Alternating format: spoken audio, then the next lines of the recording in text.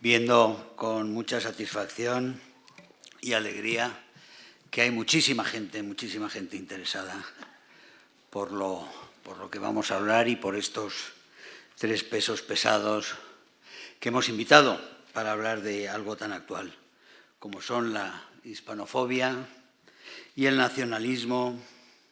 Del pasado al futuro, muchas veces pensamos que es del futuro o del presente al pasado. En todo caso, buenas tardes a todos y en nombre de la Asociación del Monumento a Blas de Lezo, Memoria de la Hispanidad, no sé si conocen la estatua Blas de Lezo en la Plaza de Colón, que se puso por suscripción pública y fue un éxito. Y uno de los primeros indicios, hace unos años, en plena crisis, uno de los primeros indicios de que había movimientos en la sociedad española que pedían ciertas señales, que pedían también cierta reacción ante lo que está pasando, ante lo que ha venido pasando y hemos dejado pasar.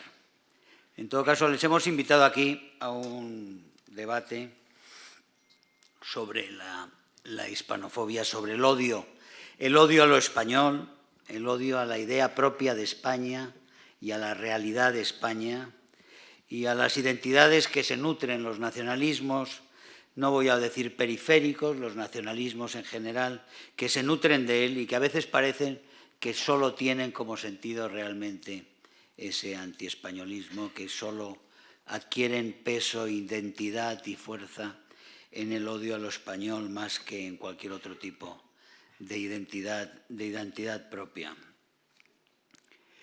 Creo que hablando de la hispanofobia, hablando de todo ello, voy a simplemente a recordar en este momento una cuestión que me importa mucho y que yo creo que tiene mucho que ver con las obras de los tres ponentes que tenemos el lujo de tener hoy aquí, que es la memoria histórica. Todos los tres han tratado la memoria histórica.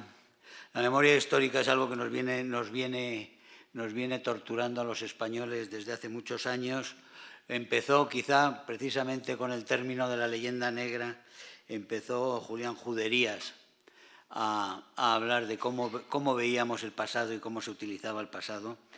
Y hemos visto cómo 100 años después, casi, Juderías muere en el 18, yo creo, de la gripe.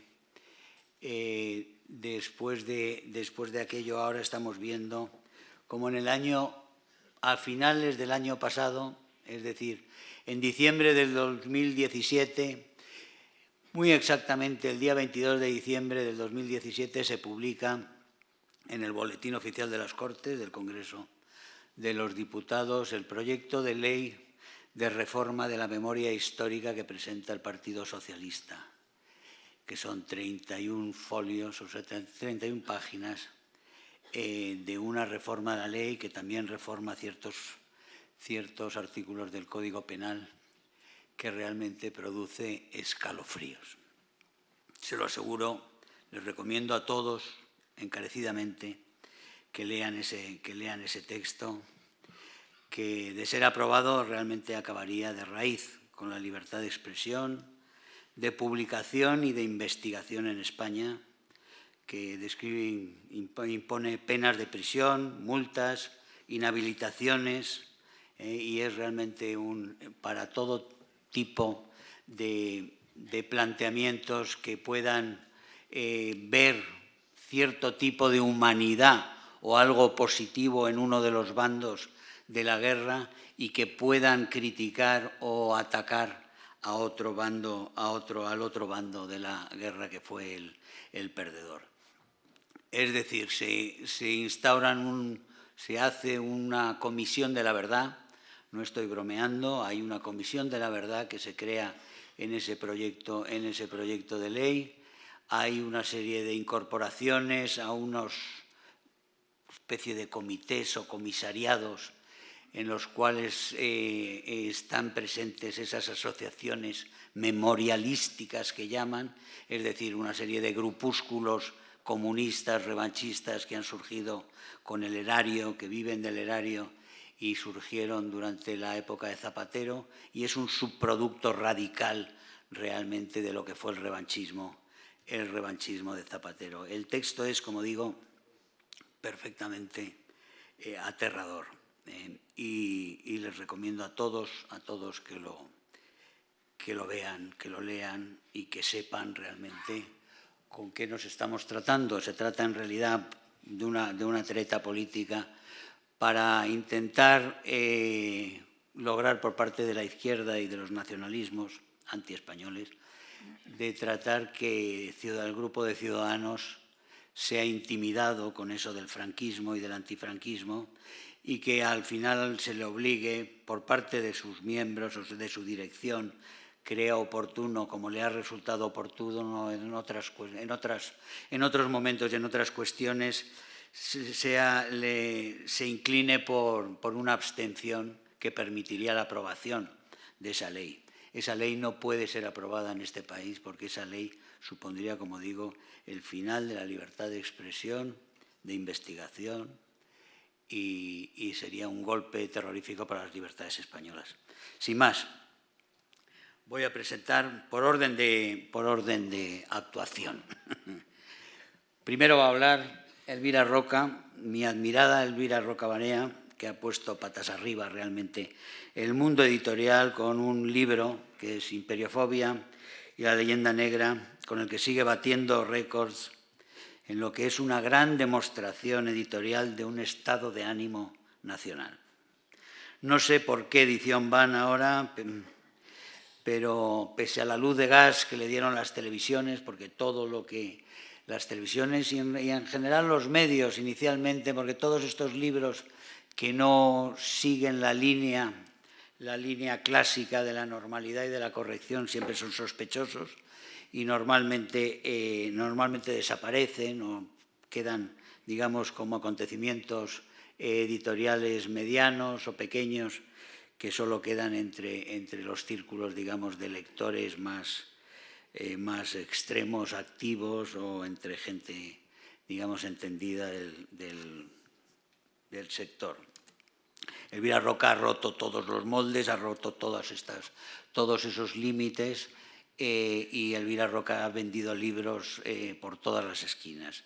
Elvira Roca, con Imperiofobia, ha despertado el interés por una forma de escribir, por una forma de escribir lo que nos pasa también visto en lo que es la historia de los últimos siglos, 5 siglos, de este inmenso país, de esta gran nación que es España.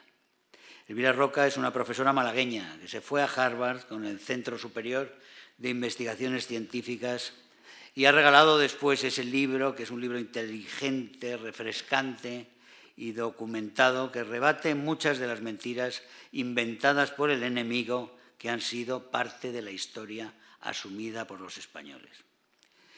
Dice Elvira que llevamos 3 siglos de hispanofobia asumida, pero en determinadas ocasiones, en épocas de crisis y de incertidumbre, esta hispanofobia, por supuesto, se intensifica.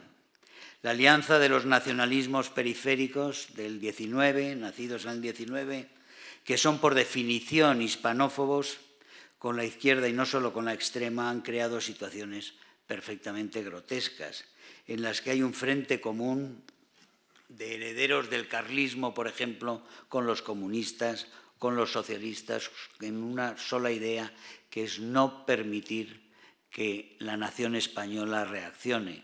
Hay un artículo, y con esto termino, hay un artículo de Cebrián, de Juan Luis Cebrián, publicado la semana pasada, en la cual advertía que el mayor peligro para España es el centralismo y es el nacionalismo español.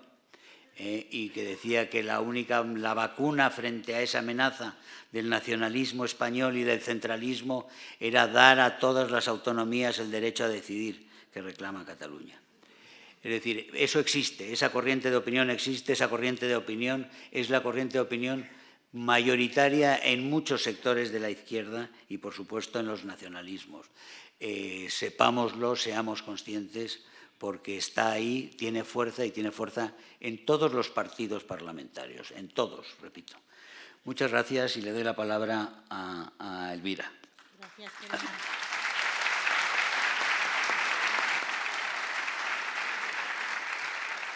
Gracias, Germán. Es la segunda vez que estoy en este auditorio y me conmueve comprobar con qué lealtad viene tanta gente a oír a otros, que, bueno, se supone que nos interesa el país y que hemos reflexionado algo, acertado o desacertadamente sobre él, pero en cualquier caso tengo la sensación, y antes lo comentaba, que este tipo de convocatorias se han convertido en los últimos tiempos, en los últimos meses, en una especie de ritual. Es necesario para los españoles la recuperación de ciertos tipos de rituales de reconocimiento, porque nos habíamos visto extraordinariamente aislados unos de otros. Y ese aislamiento produce soledad y produce desconcierto y, en cualquier caso, una sensación profunda de desdicha, de forma que, habiendo perdido tantos rituales a lo largo del tiempo y en los últimos años, yo recordaba hace poco que yo nunca... Bueno, yo soy ya de una generación que se ha criado con la Junta de Andalucía, ¿no? Y nosotros, yo he cantado el himno, o sea, la única izada de bandera que yo he conocido en mi vida, tengo 51 años, ha sido la izada de bandera con el himno de Andalucía cantando todos en séptimo de GB. O sea que esto está ocurriendo desde hace muchísimo tiempo. Nunca he asistido ni visto en ningún colegio andaluz, y estamos en la forma más suave, digamos, de la manifestación autonomista, una izada de bandera española hasta este año. ¿De acuerdo? Hasta este año en que de forma espontánea, de pronto, yendo por la calle, escuché el himno de España en un colegio de mi barrio.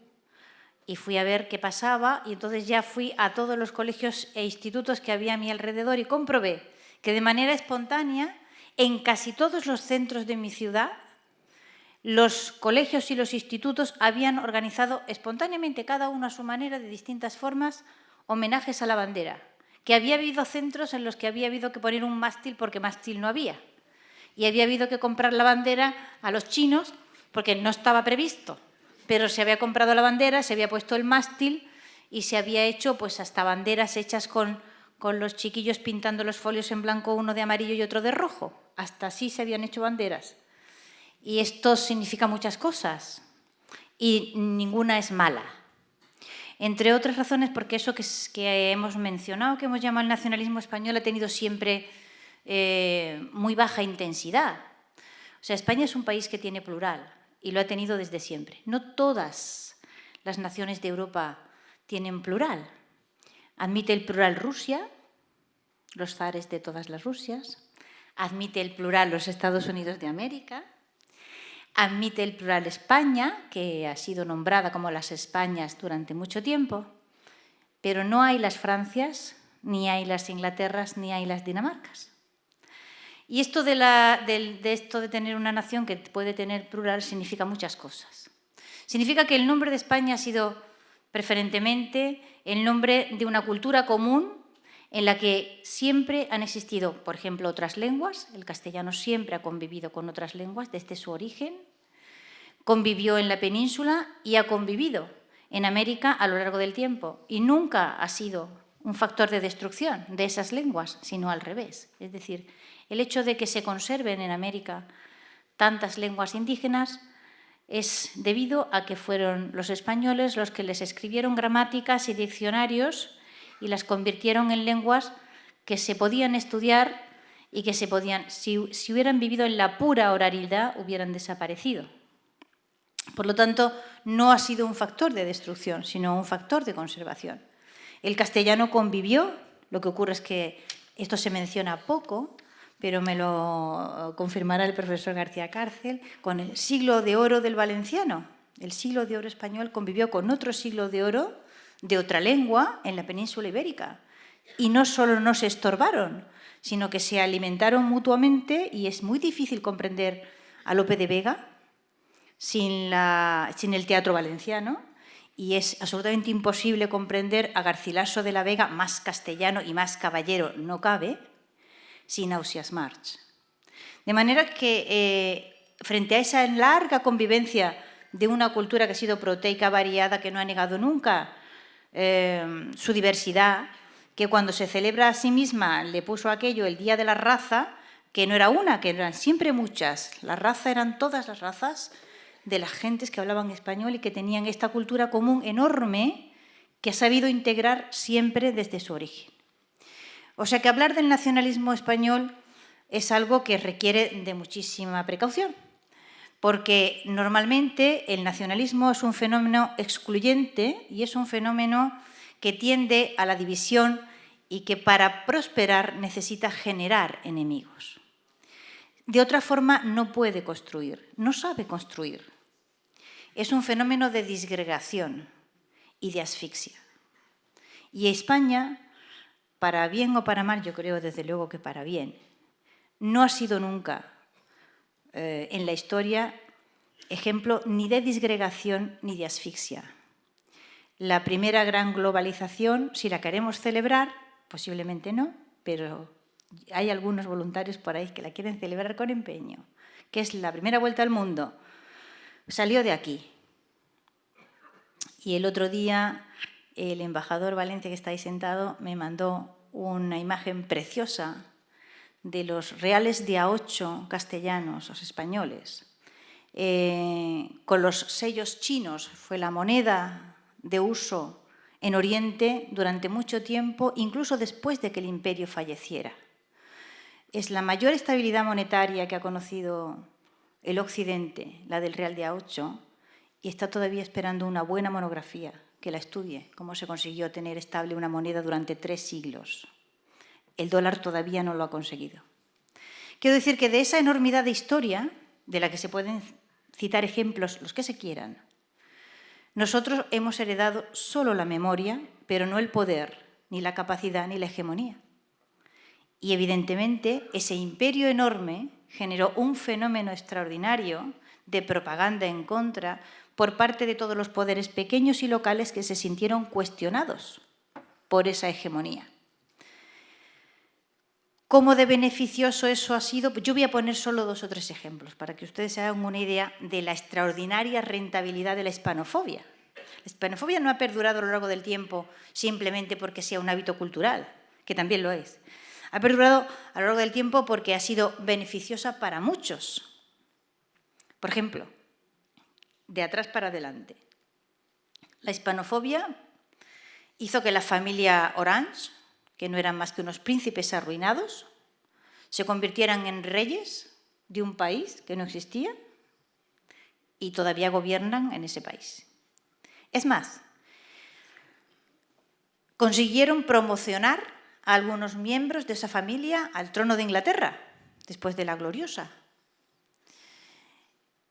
Fíjense si tendrán interés esas casas reales, ¿vale?, que deben su mera realeza a haber promovido no solo guerras en el campo de batalla, sino otra clase de guerra, esas guerras de papel que decía aquel estudioso holandés, guerras de papel, en las que desde luego ganaron absolutamente, construidas todas en torno a un fenómeno que hemos llamado leyenda negra, pero que puede resumirse en la idea de que España es, según el ángulo que lo quieras colocar, pero en fin, el horror, la barbarie, el demonio del mediodía, que fue el nombre con que los españoles fueron nombrados durante mucho tiempo en muchos territorios de Europa. El demonio del mediodía.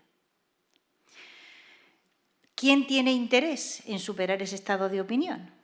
¿A quién le puede interesar? No es fácil. Entre otras razones porque a partir de ahí se generan unas autoestimas europeas en las cuales es educado, por ejemplo, el inglés medio, a quien la denigración de lo español le coloca en una posición de superioridad moral, como a todos, digamos, las distintas versiones del protestantismo, a las que no va a renunciar con facilidad. Es decir, que si uno empieza, estoy dando así como pinceladas, ¿no? O sea, que si uno empieza con los Orange y ve, por ejemplo, la historia de Inglaterra y la enorme dependencia que la confrontación con España y la promoción de su propia, no solo historia, sino de su propia superioridad moral ha supuesto, y uno llega al siglo XX y dice, bueno, y el XIX, y entonces, ahora la hispanofobia, ¿a quién alimenta? Porque alimenta siempre a alguien, ¿de acuerdo? Bueno, pues alimenta la justificación del fracaso de las independencias en Hispanoamérica. No hemos fracasado como naciones, engendrando estados fallidos en los que la violencia es recurrente, las quiebras de ese estado también, fenómenos recurrentes, etcétera, etcétera. Los errores no son nuestros y de ahora, sino del hecho de que aquí vinieron los españoles, ergo lo que tenía que suceder tenía que ser necesariamente un fracaso y un desastre. Sin reacción, o sea, sin nunca reconocer el hecho de que los problemas empezaron después, cuando el imperio se acabó. Hasta que, mientras el imperio existió, los estándares de vida, tenemos que comparar tiempos con tiempos, ¿de acuerdo? O sea, que tenemos que comparar cómo se vivía, por ejemplo, en Alemania en 1800 o en 1780 y cómo se vivía en el virreinato de la Nueva España. Hay que comparar las cosas en su época y hay que compararlas en su contexto. Entonces se da uno cuenta de que se vivía bastante mejor. ¿Cuándo se dejó de vivir mejor? Pues hubo un fracaso colectivo que fue la incapacidad de los territorios recién independizados para generar estados sólidos y para engendrar prosperidad y seguridad. Y en ese atasco están todavía, pero nunca jamás van a mirar hacia sí mismos para culparse o al menos responsabilizarse de su situación actual. Echan la vista 2 siglos atrás, se encuentran una explicación fabricada, es confortable, la culpa ya no es mía, fíjense si esto es alimenticio, ¿no? Cuando llega el siglo XIX y se produce la caída o la destrucción, la disgregación de ese imperio, yo tengo la convicción de que los imperios son fenómenos unitarios y que han sido tradicionalmente muy mal estudiados. Entre otras razones, pues porque eso que yo he llamado imperiofobia realmente existe. Y entonces eso ha contaminado a los historiadores que han tendido a parcelar los imperios y a estudiarlos divididos en distintos tiempos y épocas, y esto no ayuda nada a su comprensión. Pero, en fin, resumiendo mucho, digo que cuando los imperios se acaban y se disgregan los territorios que formaron parte de él, se sigue automáticamente, y esto se puede ver en muchos lugares, en Oriente, en Occidente, etcétera. Lo que ocurrió después del Imperio Mongol, después del Imperio Otomano, en fin. Sigue una etapa larguísima en las que se producen, digamos, tendencias disgregadoras tremendas y cuesta una enormidad, cuesta normalmente siglos la estabilización política de los territorios que han formado parte de un imperio. No solemos pensar que nuestra historia y la historia de Hispanoamérica va en paralelo, pero va. Claro, la nuestra siempre va un poquito mejor, estamos en Europa, hemos superado ciertas cosas, había una experiencia anterior, pero la tendencia a disgregar el Estado y a que determinadas formas, digamos, de poderes locales adquieran un brío inusitado y frente a una debilidad enorme del Estado que representa esa nación, que no sabe enfrentarse a ello y que termina siendo arrastrado a conflictos. Ese feudalismo tiene muchos nombres. Los nuestros están en el nombre de todos, ¿no? O sea, todos los tenemos en la cabeza. Cómo esos señores feudales territoriales se han atrincherado en determinadas partes del país y están dispuestos a lo que sea con tal de no renunciar a su poder. Y el Estado ha sido débil luchando contra eso. Pero es lo mismo que ha pasado con el narcotráfico en determinadas naciones de Hispanoamérica, es lo mismo que ha pasado con las guerrillas, es lo mismo que ha pasado. Es decir, el fenómeno fundamental es el de la debilidad del Estado frente a esas tendencias disgregadoras. Y eso es un fenómeno muy complejo del que podemos hablar, que yo creo que forma parte de un contexto, digamos, más amplio que la pena nuestra concreta particular que ahora mismo tenemos, y que merece la pena que reflexionemos sobre él, porque si nuestro Estado no es capaz de luchar contra eso, nos deja a todos, el Estado que nos representa, en una posición de debilidad extraordinaria, ¿no? Y con esto termino.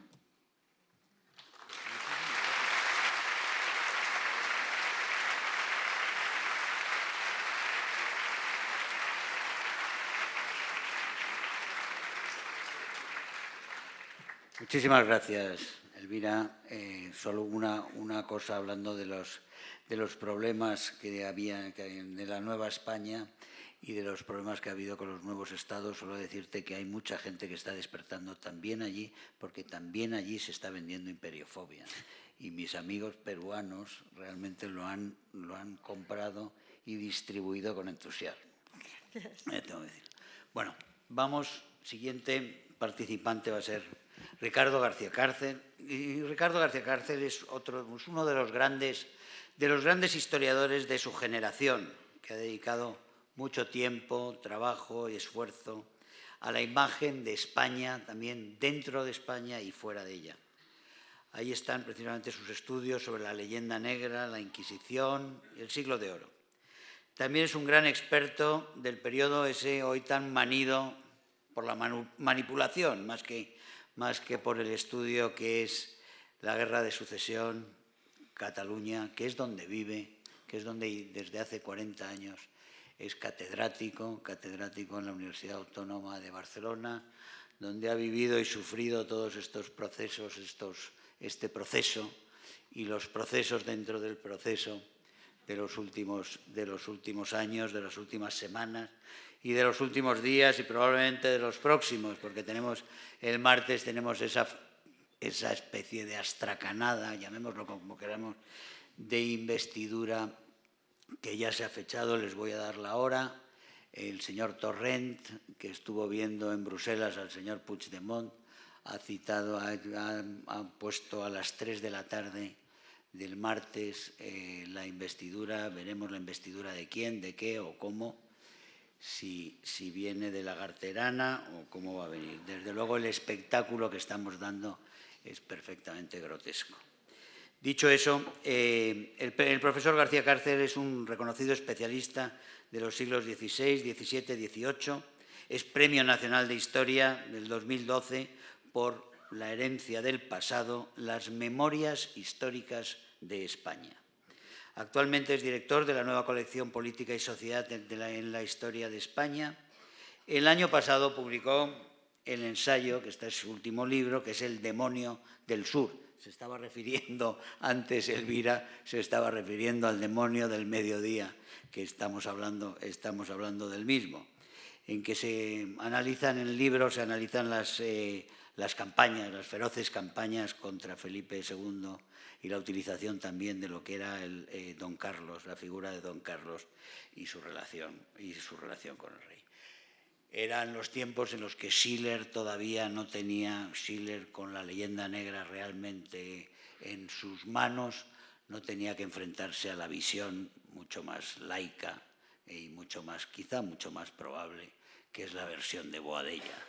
Sin más, le doy paso a don Ricardo.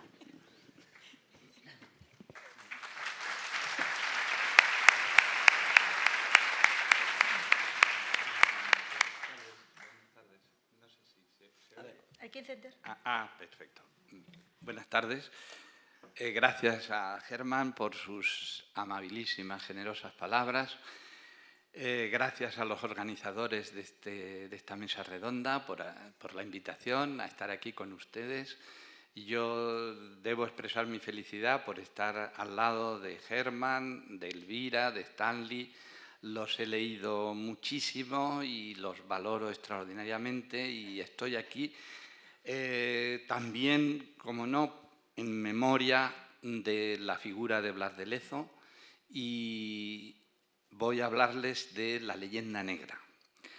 Y empezaré diciendo que comparto plenamente hasta el fondo las críticas, la indignación, en definitiva, que tanto Elvira como Stanley han reflejado en sus libros sobre la crítica, sobre las barbaridades, las distorsiones, las mentiras, las falsedades que se han vertido, en definitiva, respecto a la historia de España en eso que llamamos genéricamente leyenda negra y que fundamentalmente todos ustedes saben que se ha dirigido esa leyenda negra hacia 4 elementos fundamentales que han sido Inquisición, que han sido conquista, colonización de América, que ha sido Felipe II y que ha sido eso que llamamos genéricamente la identidad española, los españoles. Comparto el rechazo y la indignación que me genera y que me genera desde hace muchos años y me sigue generando, pues la constatación de la ignorancia, de la banalidad, de la frivolidad con la que se habla, con la que se ha juzgado la historia de España tantas veces. Me indigna especialmente, por qué no decirlo, la apatía y la complicidad con la que, ya no desde fuera de nuestro país, sino desde dentro de nuestro país, muchas veces se han asumido esas críticas como si fueran justas, como si fueran merecidas, como si entraran dentro de la plena lógica. Yo voy aquí a hacerles algunas precisiones respecto a lo que yo entiendo, en definitiva, por leyenda negra y sus derivaciones. La primera precisión que tengo que hacer se refiere al propio término y al origen y evolución del concepto de leyenda negra. El término de leyenda negra parece ya consensuado, Elvira lo tiene claro, Iván Vélez también lo tiene claro, que el término leyenda negra en España, la pionera en la utilización del término no fue Julián Juderías, que fue evidentemente el gran popularizador, el divulgador del término, pero fue doña Emilia Pardo Bazán. Y he de decir, sin embargo, que el término leyenda negra, antes que en España, lo usó Isaac Barrow, un británico, a finales del siglo XVII, para referirse justamente a la crítica que determinados emperadores romanos suscitaban. Repito, el término lo utiliza Pardo Bazán en España por primera vez y era un término que ya se había utilizado fuera de España. Pero el concepto, lo que me interesa, lo que nos interesa a todos, más que el tema del debate respecto a quién fue el pionero en el uso del término, está en el concepto. El concepto de leyenda negra lo fijó muy bien Juderías y hay que enmarcarlo inevitablemente en el contexto histórico del 98ismo, de la agonía de España tras la experiencia de la pérdida de los últimos restos del imperio y especialmente a partir, y eso es una variable que no podemos olvidar, a partir del debate que se suscitará en Europa respecto a la Semana Trágica de Barcelona, respecto a la ejecución de Ferrer Guardia y en particular los escarnios que determinados intelectuales europeos, y en particular Anatole France, hizo del maurismo y de ahí a hacer pues, la crítica negativa respecto a España. Esto suscitó pues, la ira de intelectuales tan extraordinarios como Unamuno, que efectivamente escribió muchísimo sobre el tema y en particular unas cartas que les recomiendo muchísimo, un epistolario se cruzó con un gran hispanista olvidado y ninguneado que fue el danés, Dinamarca, Copenhague, el danés, Karl Bradley, historiador extraordinario de Felipe II y que tiene una correspondencia con Unamuno que les recomiendo encarecidamente que editó el padre José Ignacio Tellechea. La evolución del concepto de leyenda negra, como saben ustedes, pues repito, punto de partida, popularización del concepto de Julián Judería, el franquismo, evidentemente, en el marco del aislamiento español, pues institucionalizó el concepto de leyenda negra con el trasfondo del no nos quieren, ¿qué hemos hecho para merecer esto? Y en la transición política española he de decirles que bastantes historiadores, y yo me cuento entre ellos, creímos, yo en el año 1992, viviendo en la Barcelona olímpica, creí, como repito, como muchos otros historiadores, que había que enterrar el concepto de leyenda negra, que era la hora de asumir el requiem del concepto victimista de leyenda negra española respecto a Europa. Ya éramos miembros de la Unión Europea, teníamos que asumir que leyenda negra formaba parte de un pasado, nosotros éramos europeos y felices como tales europeos, y que había que desterrar ese componente pesimista, fatalista del no nos quieren. Nos queremos, nos abrazamos a los europeos.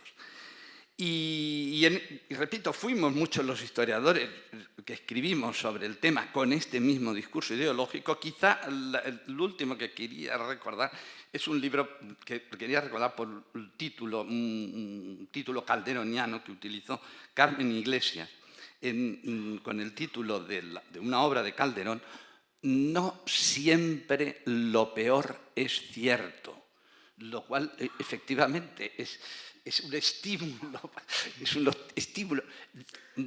para aferrarse al optimismo, ¿no? No siempre lo peor es cierto. Luego, ¿qué ha pasado? Pues ha pasado que ya en finales de los 90 y sobre todo en lo que llevamos de siglo, hemos vuelto a la leyenda negra, hemos vuelto a desenterrar la leyenda negra.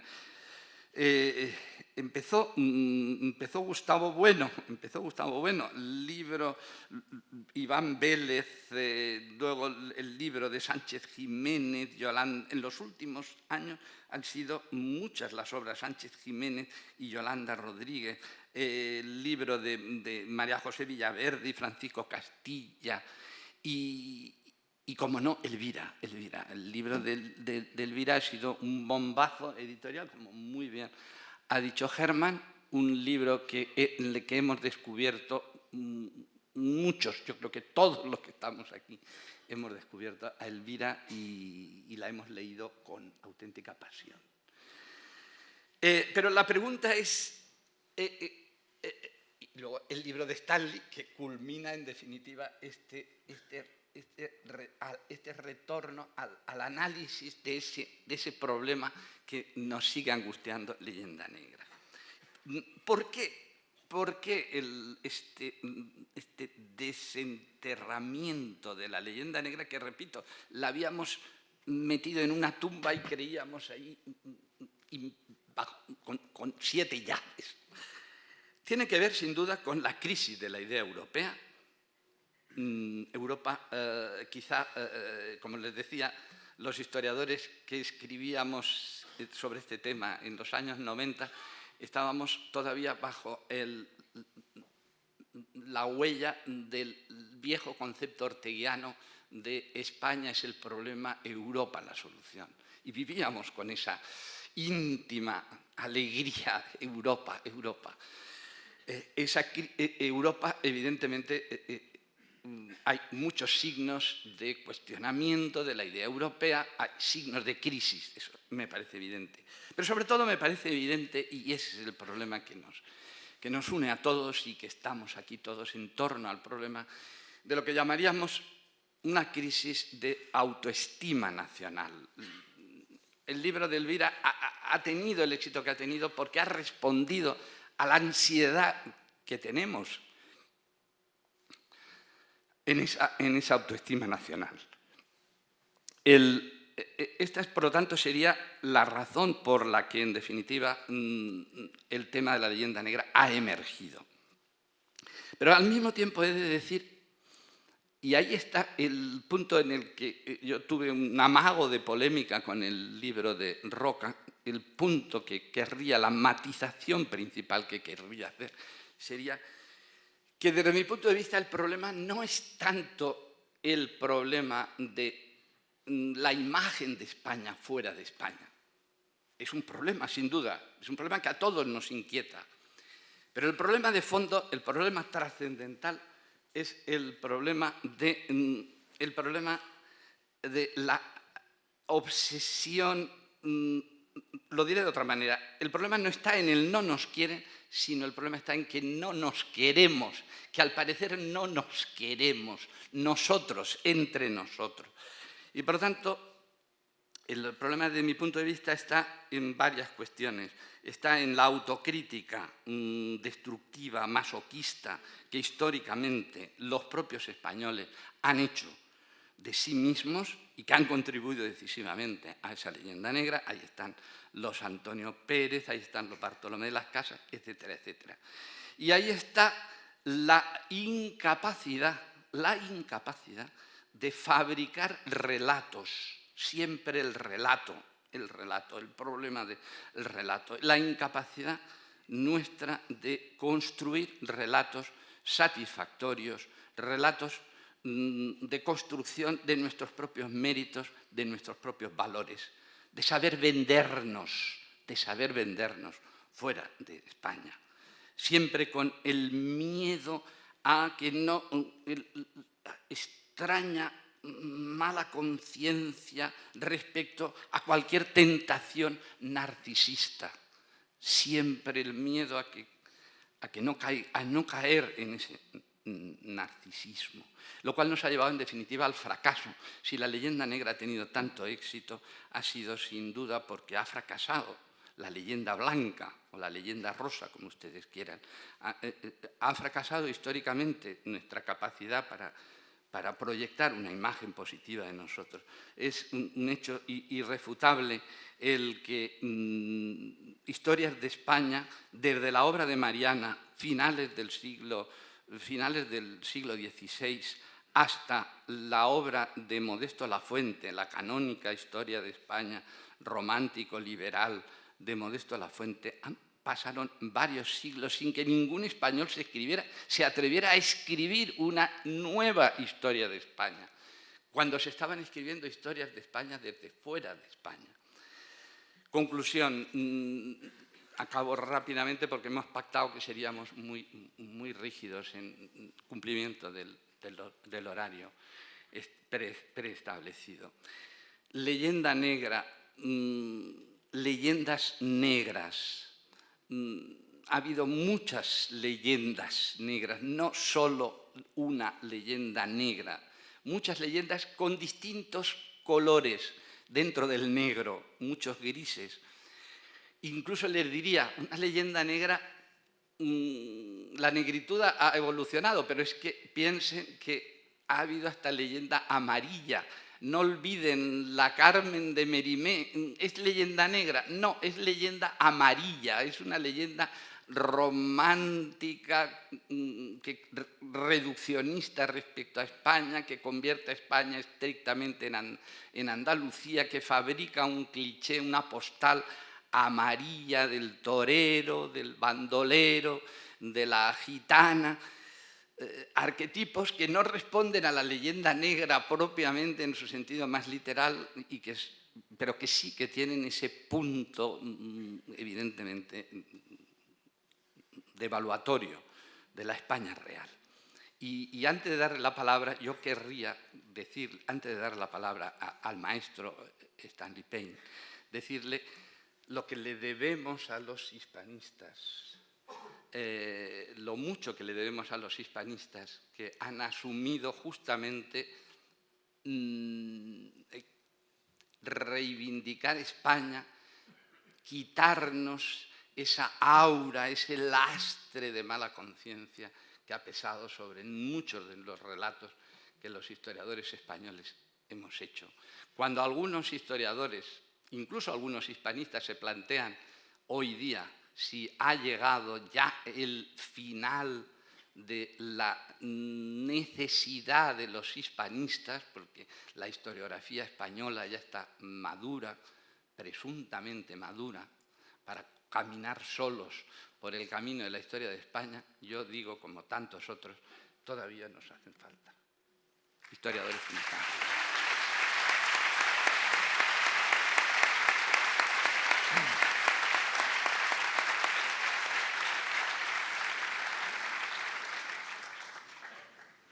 Muchísimas gracias, Ricardo García Cárcel. Por hablar ahora al final, estaba dando las gracias a los hispanistas. Desde luego hemos estado hablando antes por qué son necesarios todavía. Son necesarios en gran parte porque algunos tienen el valor que falta a algunos historiadores en España, donde en España hemos tenido los historiadores realmente con identidad propia, han sido pocos probablemente en los últimos 50 años, y muchos de ellos han sido casi digamos, de una escuadra, o han sido de tropa, han sido historiadores de tropa, primero de una tropa y después de la otra tropa, pero siempre muy integrados en la suya. Y en ello ha jugado el papel fundamental, yo creo que lo que mueve lo que es el motor fundamental en España, que es el miedo. El miedo a molestar y el miedo a las represalias por tener un pensamiento o tener unas ideas o tener unas posiciones que puedan irritar a quienes pueden tomar represalias. Esa especie de precaución permanente o la extrema prudencia, esa extrema prudencia que vemos todos los días en el ejercicio del gobierno, es quizá lo que caracteriza también a la historia, y por eso algunos historiadores de fuera han sido capitales para que las verdades se mantengan, incluso con las ofensivas, como la que antes comentábamos, con la próxima ofensiva que viene, pero con las ofensivas que tenemos continuamente en contra de la verdad y a favor de los dogmas y de los estereotipos y de las caricaturas muchas veces. Bueno, pues de Stanley Payne, presentar a Stanley Payne es bastante, ¿qué voy a decir?, absurdo, porque quien no conozca a Stanley Payne y tenga más de 20 años no tiene remedio. Supongo que aquí quizá haya alguien que tenga menos de 20 años, ojalá los haya, ojalá vinieran mucha gente que tuviera 20 años, y le diría pues eso, que Stanley Payne es un tejano que se enamoró de España ya cuando él tenía más o menos 20 años, y desde luego desde entonces ha sido constante en su amor. Es doctor de Historia por la Universidad de Columbia, es profesor emérito de Historia de la Universidad de Wisconsin-Madison, donde tiene la cátedra Hildale, Jaume Vicens Vives. También es codirector del Journal of Contemporary History, es miembro de la Academia Americana de Artes y Ciencias y desde 1987 es académico correspondiente, por supuesto, de la Real Academia Española de la Historia. Algunos de los libros de Payne no son ya referentes, es que son unos clásicos para cualquiera que le haya importado y haya interesado la historia de España. El fascismo, el régimen de Franco, historia del fascismo otra vez, la Unión Soviética, comunismo y revolución. Pero algunos de los libros de Payne son realmente los clásicos a los que hay que recurrir una y otra vez. En los últimos años, Payne ha tenido ciertas dificultades de entendimiento precisamente con esa tropa de la que hablaba antes, y una tropa que se ha metido bastante con él. Él ha salido ahora, el año pasado, publicó su último libro, que es un libro muy significativo, que es En defensa de España, y que es precisamente Desmontando mitos y leyendas negras, que es otro canto de amor a España. Es un libro sobre lo que ha sido la trayectoria de una gran nación con todos sus reveses y con todas sus grandezas. Pero además Payne, y con esto le doy la palabra, Payne ha tenido siempre el valor animar a los españoles a dar un paso adelante, a mirar a su pasado reciente con el coraje necesario, liberándose de esa intimidación permanente que es la mentira que venimos arrastrando durante toda esta época de democracia, que ha lastrado tantísimo la democracia y cuya consecuencia peor, si se quiere, es esta culminación de la memoria histórica. Nos ha impedido decir muchas verdades, ese miedo a que nos llamen fascistas, ese miedo a que nos llamen franquistas, ha callado tantas bocas, ha sido un mecanismo tan eficaz para que los españoles callaran y toleraran lo intolerable por miedo a que les llamaran franquistas. En eso de pedir valor, yo creo que Stanley Payne ha sido un americano valiente, un americano amigo de España como muy pocos. Muchas gracias, Stanley Payne. La palabra es tuya.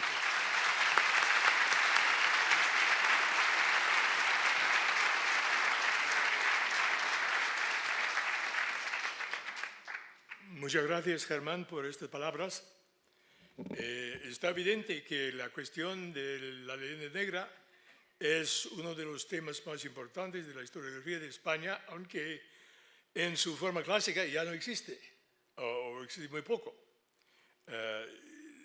Su expresión en los años originales, sobre todo al fin del siglo XV, donde se originó en Italia, y luego en el norte, en el siglo XVI y XVII, en los dos principales países protestantes del noroeste, de Inglaterra y de Holanda.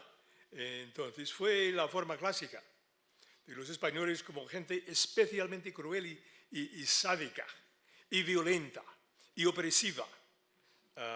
Pero luego, como ya también estaba diciendo Ricardo, que con el tiempo se pasa entonces a otras versiones, a otras imágenes, y ya por el fin del siglo XVII se está entrando más en lo que yo llamaría las imágenes de España, que no es la misma cosa que una leyenda negra. La idea de que, bueno, los españoles ya no son tan peligrosos, probablemente no son tan negativos, pero realmente son gente indolente, pretencioso, orgulloso, y no cuentan para mucho. Es una imagen.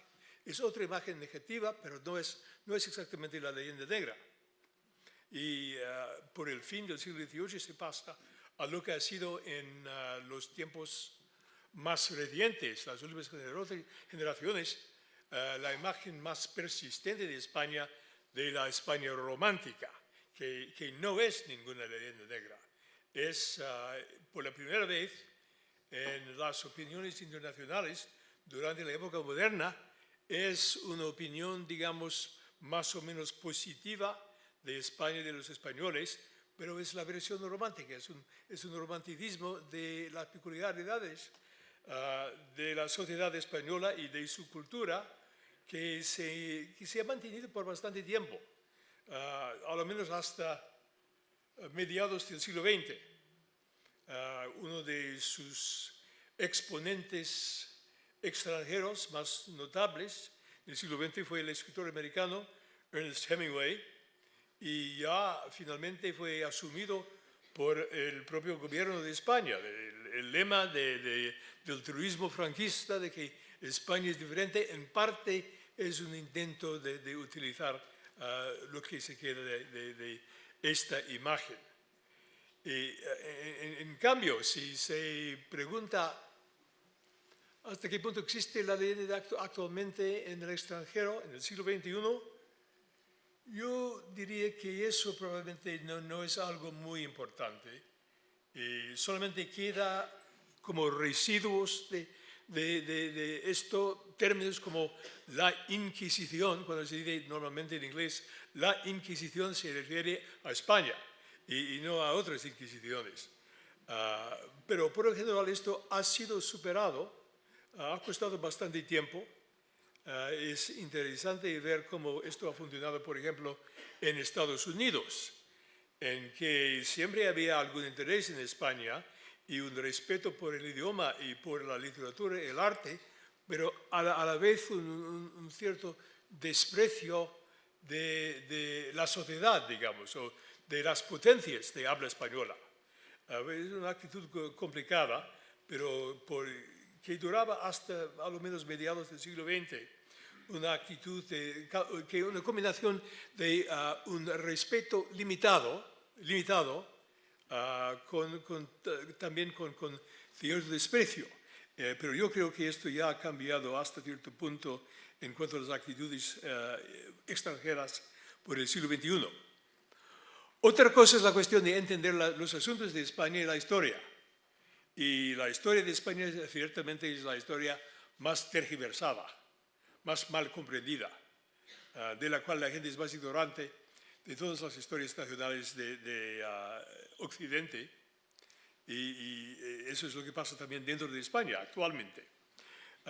Y yo creo que es un tema tan complicado que no podemos entrar mucho en ese aspecto de la cuestión, porque hay rasgos importantes en la historia de España que de verdad son diferentes, empezando con la Reconquista y un país de religiones múltiples, todo el revés de un país opresivo, intolerante, etcétera, etcétera. Y luego el papel de España durante la época moderna, y todo esto seguido por un desfase y sobre todo el atraso en la modernización que llegó a ser acusado en los siglos XVIII y XVII y XVIII y después por algún tiempo. Y se nota hasta, por ejemplo, con respecto a algo como el caso catalán actual, que en los primeros momentos se aceptaba la propaganda catalanista de son un pueblo pequeño oprimido por la opresiva España, cosas así, y una victoria en los primeros días en la batalla de las imágenes de parte de los catalanistas en la prensa internacional. Pero luego, lo que pasó después de algunos días, con un análisis más serio de varios comentaristas, entonces, trayendo los comentarios, los estudios de gente con mayor conocimiento, se veía que el tono, la actitud o perspectiva cambiaba, entonces se llegaba a ser bastante objetiva y mucho más inteligente después de los 2 o 3 primeros días. Así que la tendencia a formar opiniones negativas sobre asuntos de España actualmente no, esto es mucho más grande que lo que pasa con varios otros países, y la gente también está capaz o dispuesta a aprender más o menos rápidamente en cuanto a algunos de estos problemas, porque la verdad es que España ha tenido en los últimos 40 años la mejor prensa que ha tenido jamás en el extranjero, en el último medio milenio, desde que ha habido una prensa. Así que en este aspecto la cosa ha cambiado. Bueno, una parte es la historia y otra es la parte actual. Y lo que ha pasado en los últimos 100 años y más ha sido la internalización de la vivienda dentro de España por muchos de los españoles. Esto empezó en la última parte del siglo XIX y se puede ver las primeras notas, por ejemplo, en un comentario de Juan Valera, cuando la Primera República, en 1873, diciendo que, bueno, menos mal que todavía existe Turquía, de otro modo España estaría a la cola de todo, y una actitud de mucho pesimismo. Esta internalización ha llegado a ser acusada en el siglo XX. Los primeros izquierdistas españoles no eran así. Los progresistas de la primera mitad del siglo XIX eran en gran parte nacionalistas españoles, pro-españoles, que realmente querían fomentar una nueva cultura popular española y con una actitud nacionalista, porque el izquierdismo moderno, por ejemplo, empezando en Francia, era nacionalista. Esto es el comienzo del nacionalismo radical en Francia con la Revolución Francesa, y los primeros progresistas españoles seguían más o menos en esa línea, pero luego eso cambió en el siglo XX. Y en la situación actual hay que, en la medida posible, separar los aspectos españoles de una actitud muy general e internacional de la cultura del victimismo, la cultura del pensamiento único, de corrección política, un rechazo de la historia de España de parte de muchos españoles. Es más o menos, se puede decir, igual al rechazo de parte de mucha gente en otros países de toda la civilización occidental, en las universidades de Estados Unidos, por ejemplo, y en muchas universidades europeas. Es la versión española de la nueva religión secular del mundo occidental en el siglo XXI. Y esto realmente es algo que nunca ha existido del mismo modo en la historia del mundo de todas las civilizaciones. Hay leyes sobre la historia en varios países europeos, pero suelen ser bastante restringidos con respecto al Holocausto, sobre todo, y al nacionalsocialismo. Y no son leyes extensivas, no es la propia historia del país, a no ser que esto tiene que ver, como en el caso de varios, con el nazismo. Pero en España lo que encontramos es una división muy fundamental, mayor que en otros países. Lo que pasa es que hay mucha división de opiniones actualmente en respecto a varias cosas, pero la división política formal en España es muy fuerte. Y hay un dominio en cuanto a las cuestiones de la historia contemporánea de parte del progresismo, de pensamiento único, imponiendo unas líneas de interpretación sobre esto que realmente ha llegado a ser muy dominante en la universidad. Y como decía nuestro anfitrión esta noche, el nuevo proyecto de ley de memoria e historia, la enmienda a la legislación original, es muy radical, muy extensa, y puede llevar a la criminalización de la interpretación histórica. Esto es muy serio y es un atentado en contra de la libertad de expresión, que es muy fuerte y muy preocupante. Así que mientras podemos ser optimistas con respecto a la capacidad en el extranjero para evaluar a España actualmente y para concluir así que la leyenda negra clásica ya no es muy importante, lo que pasa que realmente es importante y muy preocupante es esta nueva versión de la leyenda negra internalizada de los propios españoles, y que realmente en gran parte es dominante en España en el siglo XXI. Muy bien, yo creo que... Pues muchísimas gracias, muchísimas gracias también.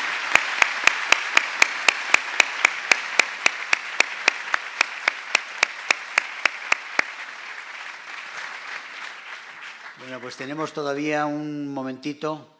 Yo casi les voy a dejar que alguien haga una pregunta desde el público.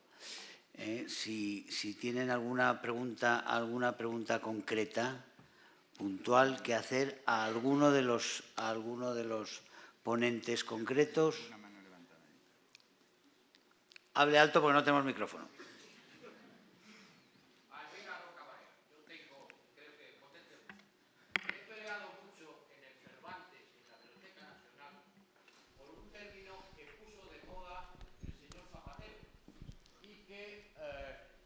Término además que lo conocerá el amigo Germán Terç, porque uno de los mayores introductores antes que Zapatero fue El País, que es la expresión francesa terriblemente despectiva para españoles, para hispanoamericanos y para indígenas, Latinoamérica. El que la inventó... Sabía lo que hacía. El que la inventó, Michel Chevalier, dijo: la mezcla de españoles con indígenas ha hecho una raza inferior. Nosotros, para justificar la ocupación de México en tiempos de Napoleón III, vamos a llevar una raza superior, la latina. Y esa raza fueron los mercenarios de la Legión extranjera, húngaros, serbios, croatas, austriacos y prusianos, o sea, muy latinos, y los pobrecitos soldados bereberes argelinos, azuagos, que los dejaron allí a su suerte. Por eso las indias de Jalisco tienen los ojos azules. Gracias. Con ello termino. Gracias. Creo que es bastante.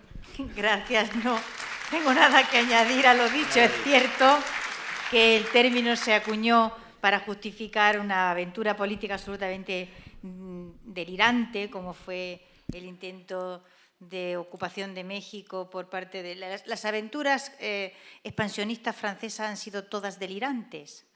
Lo que ocurre es que solemos mirarlas con respeto porque ellos se tienen un enorme respeto a sí mismos y eso contribuye muchísimo a todo, ¿no? Pero si las vamos todas mirando desde Indochina, Argelia, pasando por México y llegando... En fin, vamos a callarnos, ¿no? Vamos a callarnos. Muy bien. Yo voy a comentar para una pregunta que le voy a hacer yo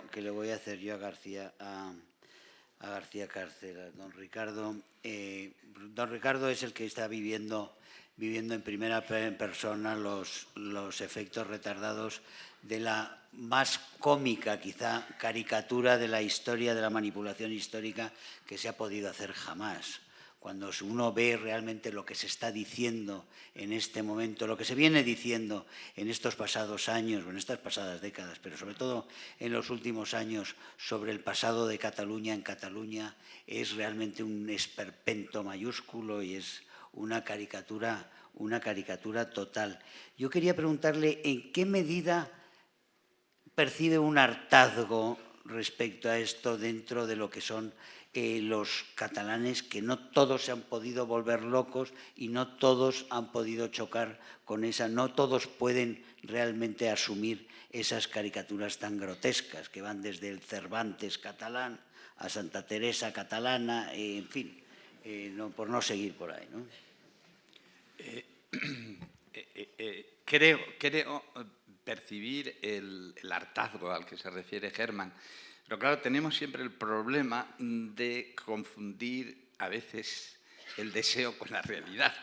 Yo no sé si en este caso concreto mi diagnóstico es certero o está condicionado por mi propia ansiedad y por eso digo, el riesgo de confundir mis deseos con la realidad. Yo sí creo percibir un hartazgo, primero, evidentemente reflejado en la propia calle, en las manifestaciones, en la exhibición de símbolos de nuestra condición de españoles. La bandera española está más que nunca presente en Barcelona, repito, con todas las limitaciones que queramos. Y creo que, lo comentaba hace un momento con mis compañeros, hay algunos signos que no se reflejan en la expresión pública, pero que tienen, a mi juicio, una enorme trascendencia y que revelan que una cosa es la Cataluña oficial y otra cosa es la Cataluña de la calle, la Cataluña real, ¿no? Y es... por ejemplo, pues el fracaso que han tenido pues, determinados másters de historia de Cataluña promovidos en mi universidad, que luego no han tenido el mercado, la demanda, que en buena lógica sería en un contexto político como el que estamos viviendo, y no han tenido que suspenderse porque no había estudiantes con voluntad de matricularse, de hacer ese máster. El número de estudiantes de filología catalana en las universidades catalanas pues es muy bajo, es enormemente bajo. Luego, por lo tanto, hay una falta de demanda en cuanto a lo que constituirían los elementos obvios, básicos, fundamentales, como es la historia o como es la lengua en el ámbito catalán. Por lo tanto, malgré tout, que dirían los franceses, yo me aferro por lo menos como mínimo al optimismo de la voluntad. No sé si es solo la voluntad y detrás está el pesimismo de la inteligencia, no lo sé, pero me aferro a creer que hay signos que alientan una mirada más optimista de lo que hemos vivido en los meses, los últimos días de septiembre y primeros días de octubre, que les aseguro que fue una experiencia agónica y tristísima. Muchas gracias. Muchas gracias por aquí veo una pregunta breve, por favor. Sí, muy rápidamente. Lo primero, agradecimiento a los tres intervinientes y al moderador por el extraordinario trabajo intelectual que han hecho durante años en esa causa común de la defensa de la verdad histórica de España frente a tanta mentira. Y al profesor Painer quería preguntarle si él coincide en esta idea que existe una corresponsabilidad entre los enemigos de España que han fomentado, han creado y han difundido durante siglos esa leyenda negra, esa hispanofobia, y el común de los españoles que hemos aceptado sumisamente esa mentira, que de alguna manera por ignorancia de nuestra propia historia, por miedo o por complejo, no hemos sido capaces de defender lo nuestro. Muchas gracias.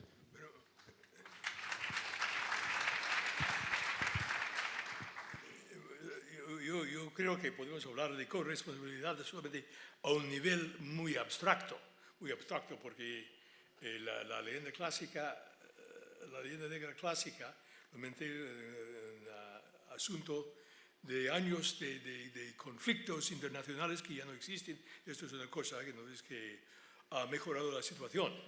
Y por eso yo creo que realmente es calitativamente diferente la situación de la internalización de la leyenda negra o esta actitud tan despectiva con respecto a la propia historia que ha tenido lugar entonces en España durante los siglos XX y XXI y que ha sido hasta este punto empeorándose cada año más. Muchas gracias, muchas gracias.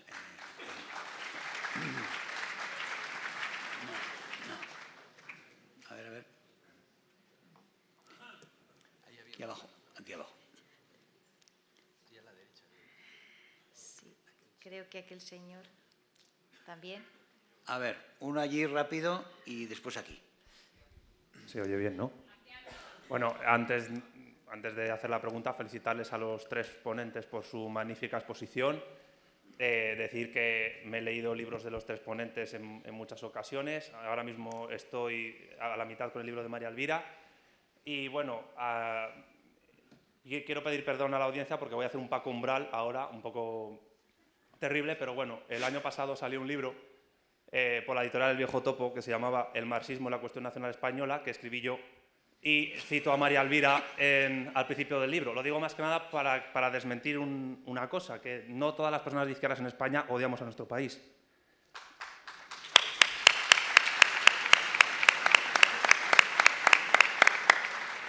Y claro, la cuestión es que el doctor Payne ha dicho en un momento dado que la izquierda española en el siglo XIX, en el primer tercio del siglo XIX, era una izquierda nacionalista, patriota en un sentido cívico, político, no en un sentido étnico como pudo ser el que heredó el nacionalismo centroeuropeo, heredando las ideas del romanticismo alemán, que eso cambia en el siglo XX. Sin embargo, una de mis tesis en el libro es que eso cambia muy tardíamente a partir de los años 60 por cuestiones que no voy a desvelar aquí. Lo que me gustaría preguntarle a María Elvira, y ya por extensión al resto de los contertulios, es si no creen que uno de los grandes problemas nacionales existentes es que todo el espectro que va de esa cosa que se llama izquierda en España ha asumido la leyenda negra, y si en parte eso también la impide a esa izquierda, en el fondo, ganarse el favor de la clase obrera a la que supuestamente tienen que conseguir que les voten para conseguir el poder, que yo creo que sí. Muchas gracias. Gracias. Totalmente, hijo mío. ¿Por dónde empezamos? ¿Contesto yo? Sí. Me parece que eres muy joven, no veo nada con una luz que tengo enfrente, pero me encanta. Verás, nosotros tenemos tradicionalmente una derecha cuyo demonio familiar es la cobardía y una izquierda cuyo demonio familiar es que se le va la cabeza cada cierto tiempo. Y entonces,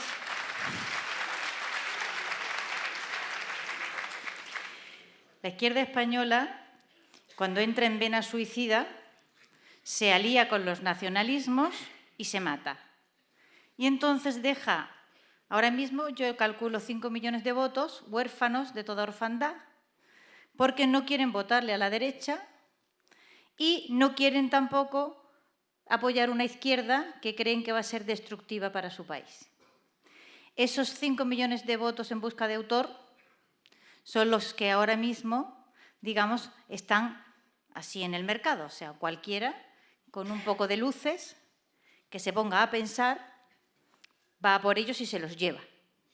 Entonces, el problema grandísimo de la gente de izquierda es verdaderamente el gran problema de este país. O sea, el problema de este país es cómo, después de haber conseguido integrar en el sistema, gran trabajo de Felipe González, que nunca agradeceremos lo suficiente, a la mayor parte de la izquierda, e incluso a los que estaban más a la izquierda del Partido Socialista, también se les integró.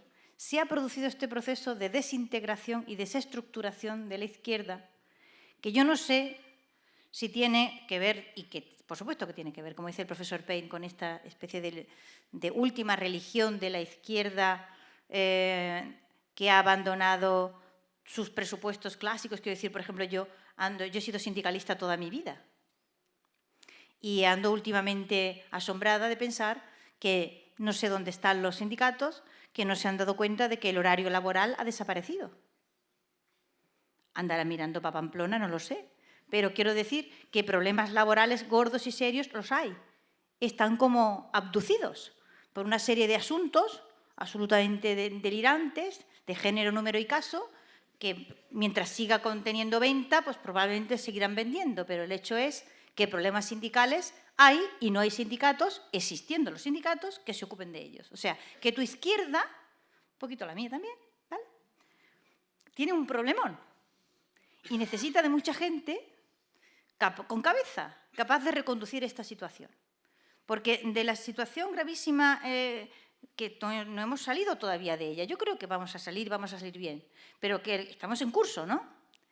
Bueno, pues no ha tenido pequeña responsabilidad la actitud de una cierta parte de la izquierda española. No voy a decir que la derecha esté libre de ella, para nada. Todo habitante de Moncloa ha pecado y cada palo aguante su vela. O sea que hasta aquí no hemos llegado por culpa de uno solo. Pero quiero decir que es cierto lo que tú dices y que es una tarea enorme que hay que emprender cuanto antes. Sin duda, no. Yo creo que, en todas formas, lo de la identificación por parte de la izquierda, y eso es muy posterior, la identificación por parte de la izquierda de la idea de España con Franco es realmente una postura, no solo es una aberración intelectual, es una postura suicida, porque realmente no responde a nada. Y sin embargo, en eso se ha educado a los jóvenes, la radicalización de los jóvenes actuales, a la cual han colaborado todas las televisiones, toda la educación y todas las televisiones que en los últimos 6 años la derecha ha puesto en manos de la extrema izquierda, les ha dado 2 canales, 24 horas al día, 7 días a la semana, todos los días haciendo agitación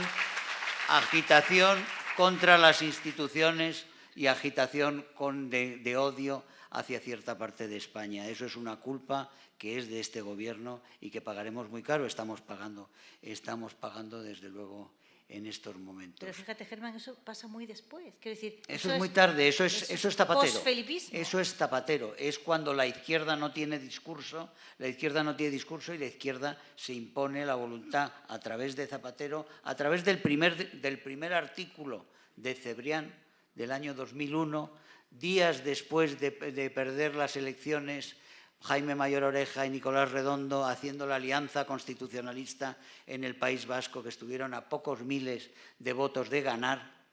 Después de aquella derrota se escribió aquel artículo del discurso del método diciendo que el constitucionalismo no llevaba a ningún sitio, que lo que tenía que hacer la izquierda, el progresismo, es unirse con los nacionalistas. Eso es lamentable, trágicamente, lo que pasó después, cuando Zapatero empieza a buscar las formas de negociación con ETA y con Karol Rovira, el triángulo, después viene el Tinel, viene todo aquello que va llegando y que después nos lleva a Zapatero, después del 11M nos lleva a Zapatero, y Zapatero durante 2 legislaturas, no lo olvidemos los españoles, se le volvió a votar a Zapatero, quizá por también tenía enfrente a quien tenía enfrente, pero se le volvió a votar y hemos llegado a donde hemos llegado, a este momento en el cual nos quieren prohibir hablar de otra forma de nuestro pasado que la forma que tienen ellos. Yo tengo un proceso, estoy en la segunda instancia, por haber dicho unas cosas que están documentadas sobre el abuelo de Pablo Iglesias.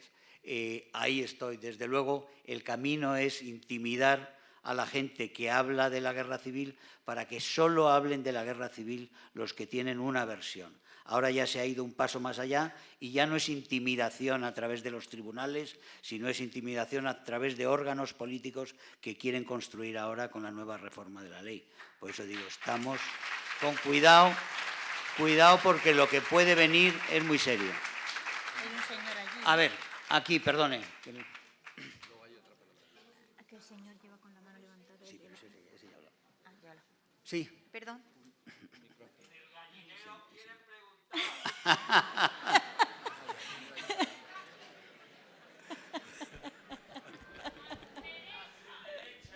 Sí, felicitar ante todo a los organizadores y a los 3 ponentes de lujo que nos han regalado esta tarde tanta sabiduría y tanto amor a España. Felicitarles ante todo. Me interesa una reflexión del profesor García Cárcel, y es que ha dicho al final que los españoles somos propagandistas nosotros mismos de ese último fleco de la leyenda negra, que no sabemos querernos. En ese sentido voy a apuntar una reflexión a usted, terminada una pregunta.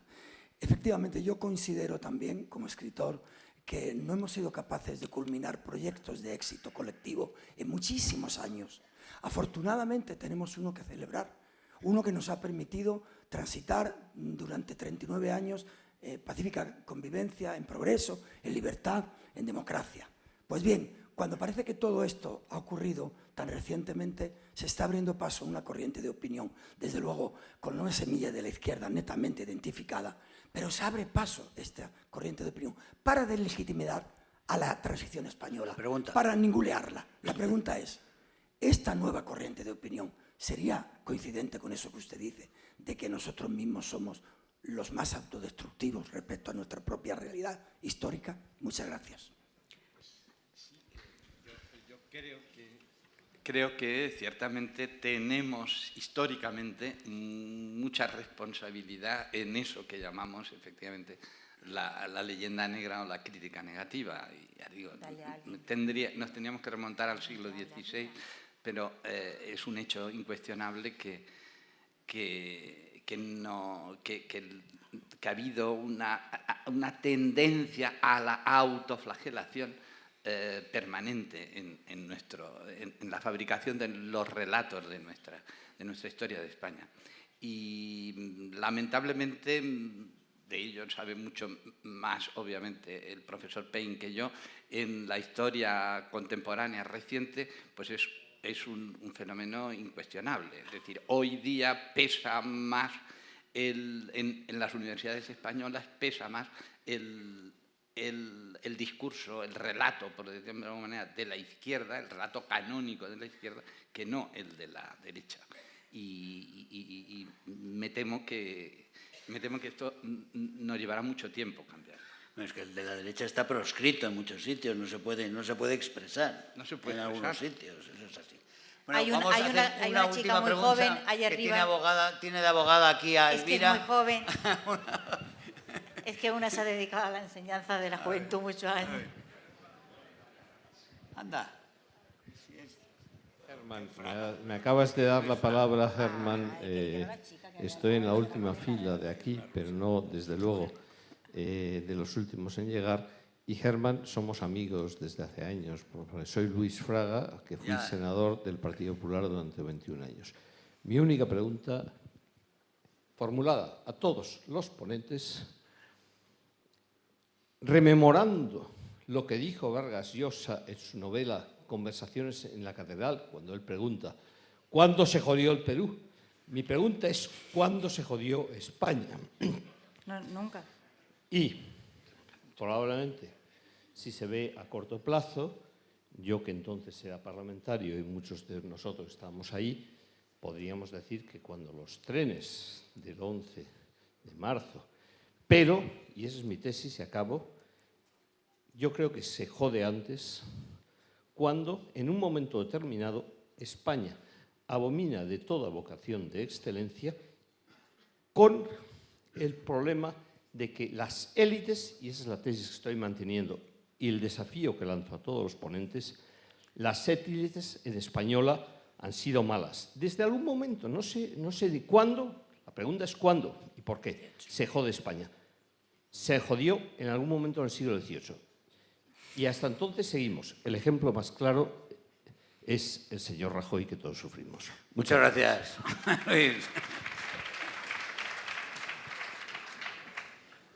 A ver, las élites. Hay una pregunta para allí.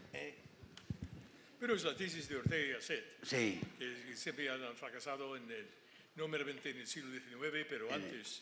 Las élites en España. España es un país más amorfo, un país por eso la rebelión de las masas, un país de pueblo, de masas, y las élites han fracasado, no se han podido formar bien y proveer un liderazgo creador y permanente. Y por eso la idea que surgió cuando la crisis de la Primera Guerra Mundial, que España era un país pueblo y no un país estructurado, y por eso el más propenso a la revolución después de Rusia. Esto fue la idea de algunos en el año 1917, pero esa idea ha sido explicada sobre todo en la primera mitad del siglo XX, más que después, creo. Pero y puede ser que tenía una cierta validez, pero encontramos varias situaciones históricas en que las élites de un país dado no han sido a la altura de la situación. Y el fracaso de las élites es algo no tan infrecuente en la historia, pero ciertamente es así que en España, sobre todo en varias épocas de la historia más reciente, han fracasado. muchas gracias. Vamos a ver la última pregunta aquí. No, yo quiero contestar a lo del se jodió el Perú. Me siento. Ya, sí, Por favor. Sí, pero no podemos dar la- Sí, tengo que decir algo a lo de cuando se jodió el Perú, que le dio nombre a un capítulo mío. Es que no se jodió el Perú. Quiero decir, ¿cuándo se ha jodido España? Es que España no se ha jodido.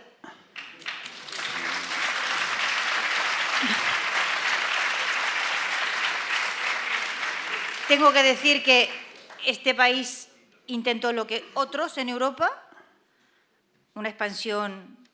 Todos los países europeos son expansivos. Levantó un imperio el más largo y el más grande que ningún otro país europeo haya levantado. Lo sostuvo con éxito más de 3 siglos y ha sobrevivido a uno de los procesos de destrucción más tremendos por los que se puede atravesar, que es la desmembración de un imperio. Y lo ha atravesado con razonable éxito. Y aquí está todavía. O sea, que cuando decimos que cuando se jodió España, vamos a mirar un poco también las historias en paralelo de las otras naciones europeas. La historia de este país no es en absoluto la historia de un fracaso, es la historia de un éxito extraordinario.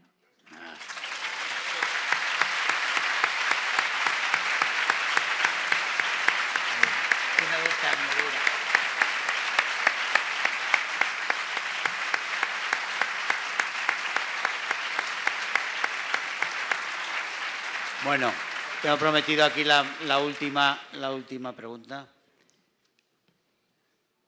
Aquí abajo. Abajo.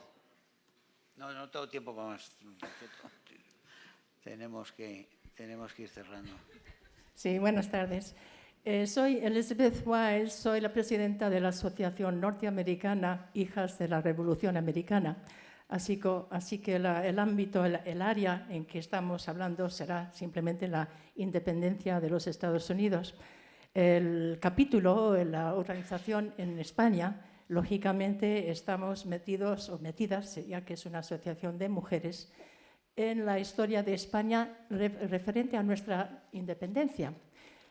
con gran ilusión hemos estado raspando la superficie de esta historia maravillosa que tiene España en su imperio de América. Estamos ya hablando de Estados Unidos, lo que ahora es Estados Unidos, y cuanto más hemos estado estudiando y buscando vuestros héroes, que para nosotros son nuestros héroes también, hemos visto a nuestra gran sorpresa, nuestra gran tristeza, nuestra gran curiosidad en ver la falta de información, la falta de conocimiento por parte del español, de España en sí, de esos hombres, la lucha que hicieron en nombre de su rey. Es una amor patriótica que tuvieron, que después, cubristeis tal cantidad de territorio que era imposible con la poca población española poder mantener eso. Pero nosotras seguimos abriendo paso, hemos sido las que hemos empujado el hecho de tener el retrato de Bernardo de Gálvez, por ejemplo, que ahora está en el Capitolio de Estados Unidos, pero claro, eso es una anécdota nada más. Hay muchísimas más personas que tenemos que investigar y estamos tratando de que esta información llegue tanto a Estados Unidos, en las escuelas, pero también por la parte de España. Tenéis que repasar, tenéis que subrayar, tenéis que hacer más publicidad. Es magnífica la historia que tenéis y me entristece la falta de conocimiento. Bueno, señores, creo que no hay mejor forma de acabar que con estas palabras referidas a los siglos de la grandeza de esta gran nación que es España. Muchísimas gracias a todos.